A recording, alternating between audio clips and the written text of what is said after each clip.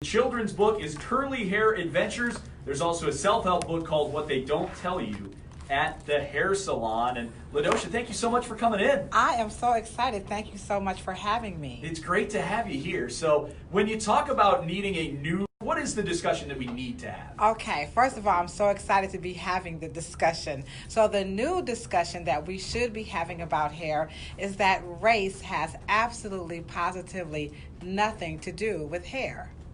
So we often hear like, it's a black person's hairstyle or it's a white person's hairstyle. But you think that's just a bunch of nothing? Yeah, it's a bunch of nothing.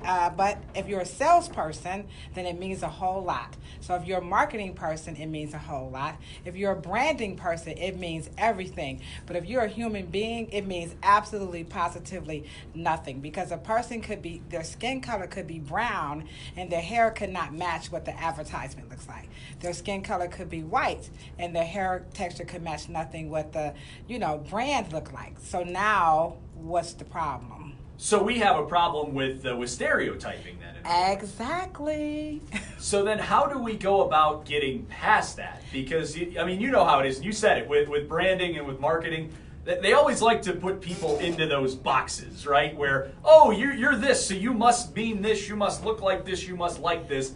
What do we do to get past that? Well, we thank wonderful people like you and Bobby for having me on to the show to help to begin the conversation to make the whole world feel comfortable in the skin and the hair that they're in. Because after all, that's what hair is. It's basically skin. So as licensed professionals, we need to take the industry back from these autodidactics and all of these self-professed gurus who really don't know that much about hair, number one. Number two, we need to partner and get on the platform with other scholars such as dermatologists, even anthropologists, trichologists, people who are experts in these fields so that we can make servicing people a lot more people and user-friendly versus, there's nothing wrong with branding and sales, but to human beings, sometimes it's offensive, it's a turnoff, and it's very confusing when you don't look the way people think you should look as it relates to your hair. Now, you mentioned a trichologist, and I'm not sure what that is. Like, when I hear that, I think, that's an expert in 3 things. That's pretty good. Yeah, so a trichologist is basically the person who studies the science of scalp and hair. And so with this science, I've been able to do a lot of things. So number one, I've been able to debunk the myth. That's number one, that race has something to do with hair. Number two, I've been able to do like a cognitive restructuring and how people approach their hair.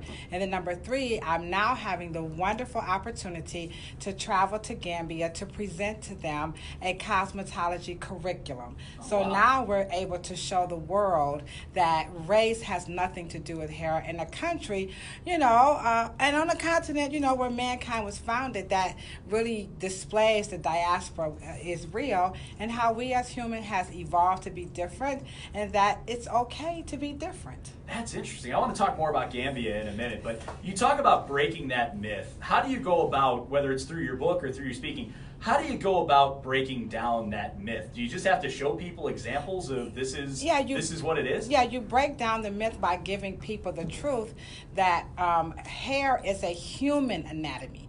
It's not a race anatomy. So the minute you start attaching race to it, you unfortunately bring the history that comes with the race.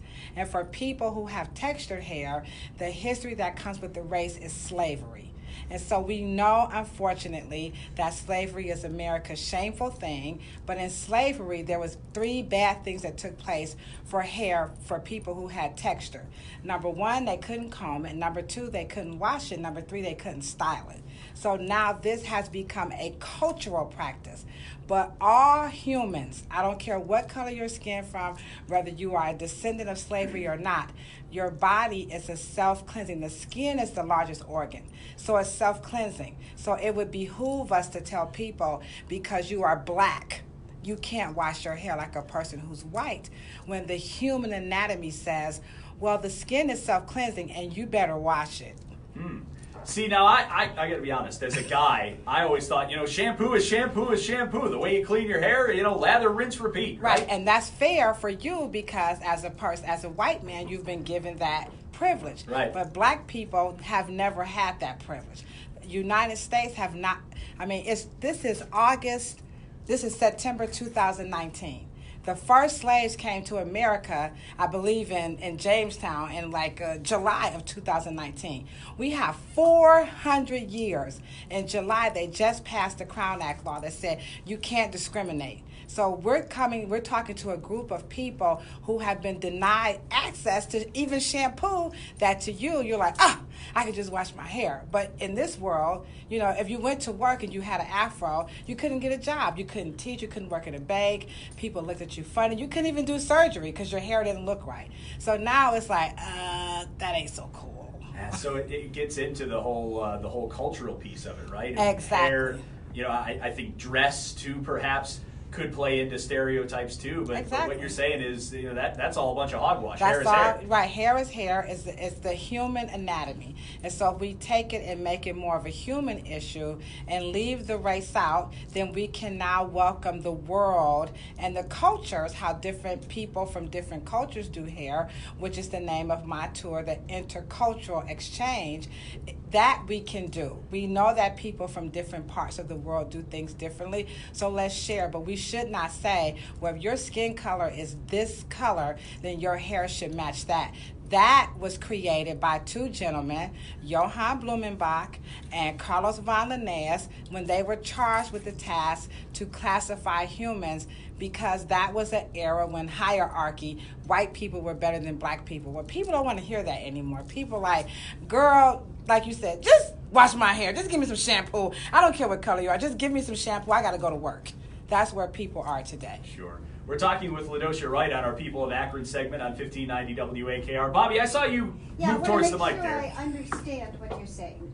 When Africans were brought to the United States for the express purpose of being enslaved, at that point they were unable to wash, comb, or style Whenever I do a presentation to people about slavery, the first thing I ask them is, what do you think happened to the slaves that were on the ship, with their hair? Before they got to the ship, what do you think happened? All black people respond, well, they cut it, they braided it up, they put it in ponytails.